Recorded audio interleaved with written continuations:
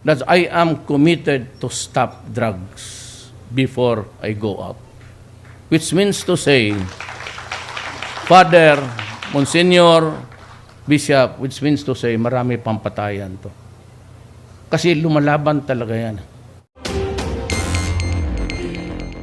Mr. Witness, how would you characterize the war against illegal drug during the time of President Rodrigo Roa Duterte?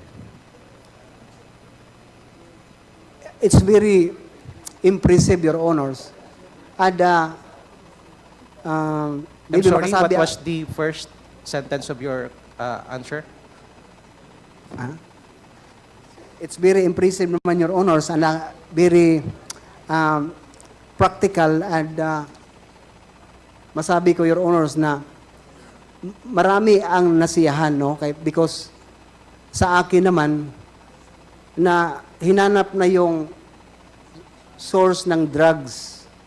But then, it very sad to say na ang nangyari, yung mga biktima lang, no, ang napatay, yung mga poser, user. Sa akin naman, Your Honors, sabi ko I conclude na kawawa yung mga naging biktima lang para lang makatanggap ng reward. Nag-abuso yung sa paligid ni President Duterte. Nag-take advantage because of greed of position and money. Kaya maski sino na lang ang trabahuin as long na nasa watchlist ka, Your Honors. But it's very public knowledge naman sa atin dito na tayo nasiyahan sa ginawa. But then, inabuso. Yun na ang problema sa war against illegal drugs, Your Well, Honors. The first part of your answer mentions it's very impressive, it's practical, but towards the end of your answer, you mentioned that yung mga user lang ang naging biktima dito sa kampanya laban sa illegal na droga. Now, in summary, can you please describe how was the campaign against illegal drugs during that time? Is it tragic? Is it a success? Is it a failure? For me, Your Honors, successful. Why? Hindi pa nakaupo si President Duterte, millions of surrenderers. When in fact, kung ako lang ang magsalita, Your Honors, within 6 months, drug-free na ang Pilipinas. Kasi nawala na yung rampant. Kasi ang pagkategorize natin sa drug-free, mawala yung rampant. Hindi tayo makapagsabi ng drug-cleared. For that 6 months. Pero yun din, Your Honors, it's very sorry to say that nag-take advantage, take opportunity yung masama naman ng mga pulis para lang makapagpira at saka makaposisyon. Dalawa, Your Honor, sorry to say that. Thank you, Your Honors.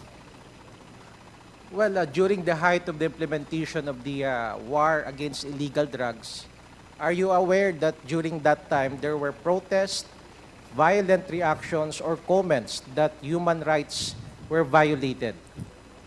Yes, Your Honors. So you agreed, do you agree that human rights were violated during those times? Yes, Your Honors. And in fact, I would like to direct your attention on the second or the last paragraph of your affidavit, which I quote, all I was able to say is that there was a violation of human rights in the implementation of drug war. Again, may I reiterate, do you confirm that statement, Colonel Espinido?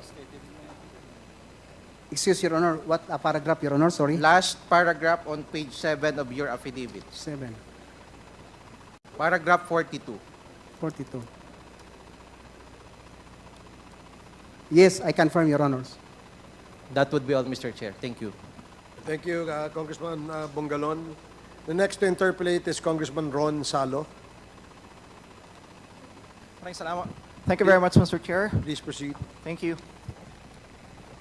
Good morning, Police Colonel Jovis Pinido. Good afternoon, sir. Good afternoon. Your Honor. Tiningnan ko po kayo sa Google at nakita ko po kayo. Sabi po rito, Ang description po sa inyo is known as a crusader against illegal drugs. Number 2, nakita ko rin po marami po pala kayong awards and decorations. Colonel, umabot po ng 10 ang awards and decorations po sa inyo. So, congratulations. Thank you, Your Honor. At nabanggit din dito, ang bansag po pala sa inyo is Duterte's drug war poster boy. Pwede niyo po bang pakisabi dito sa komite, bakit po kayo nabansagan na Duterte's drug war poster boy? Kung sa inyo pong pagkakalam? Sa kanila lang yung Your Honors, hindi na ako baguhan yung mga ganon, Your Honors, kasi nakita man sa trabaho natin. Pero yung pagkasabi noon, siguro sa accomplishment ng Albuera at saka Paruhino Groups, Your Honors. Sa tingin po ninyo, dahil po doon sa accomplishment po ninyo doon, kaya po kayo nabansagan na President Duterte's drug poster boy. It may be, Your Honors. Nabanggit ninyo po kanina, siguro dahil binabanggit po dito na kayo ang poster boy. At nabanggit din po ninyo kanina tungkol po sa pagre-report po ninyo kay President Duterte. Tama po ba yung dinig ko po kanina? Yes, Your Honors. Actually, binabasa ko po yung affidavit po ninyo, Colonel. Wala po kayong nabanggit po dito kay President Duterte except sa paragraph 28. So, mayroon po ba kayong nais na idagdag dito po sa affidavit po ninyo? Wala na, Your Honors. Tungkol po doon sa pagre-report po ninyo, nabanggit din po ninyo, nagre-report po kayo kay dating Director General, Police Director General Bato de la Rosa, na ngayon ay senador po natin, at kay President Duterte. Pwede niyo po bang explain po sa amin, ano po yung nire-report po ninyo at pangilang beses po kayo na nakapag-report kay President Duterte? After operation, Your Honors, sa Osamis, sa Albuera at saka sa Osamis, Your Honors. Pangilang beses po kayo na na-meet ninyo in person si President Duterte? Mga 4 or 5, Your Honors. Na-meet po ninyo in person? Yes, Your Honors. Kung na-meet po ninyo, nagkaroon din po ba na pagkakataon na tinawagan din po kayo, pareho po ni Senator De La Rosa? No, Your Honors. No. Puro lahat po yun personal na pagkikita. Yes, Your Honors. Sa 4 na 5 beses na pagkikita po ninyo na nakapag-report po kayo, ano po yung pinag-usapan po ninyo? First, Your Honors, kinocongratulate ako, appreciate sa trabaho. Pagkatapos, magkumusta siya. Ako naman, Your Honors, as yung pinakababa na junior officer ba, masayahan ako na kami na makausap naman yung Chief of Staff, yung Presidente, Commander-in-Chief. For me, Your Honors, ginawa ko na pagsabi sa kanya, ito sir ang drugs. Sinabihan ko sa Your Honors na ako sinali ni Gamboa sa Malaysian drug trafficking. Ako sinabihan ni General Bato na tumanggap ng pera. What I've heard from his mouth, Your Honors, galit siya. When in fact, I remember na nandyan sa tabi ko si Secretary Anyo at the time, na sinabihan niya na, Sir, palitan na lang natin yung pulis ng army.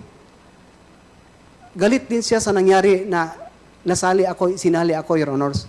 Yun ang masabi. Pagkatapos, yun man kasi, Your Honors, ang trabaho at saka gusto ko din para makapag-pray ako sa kanya na bawat magkita kami, pinagdasal ko siya. Siya lang magsabi right after maglabas ako na, Joby, always observe, wag mo akong ipahiya.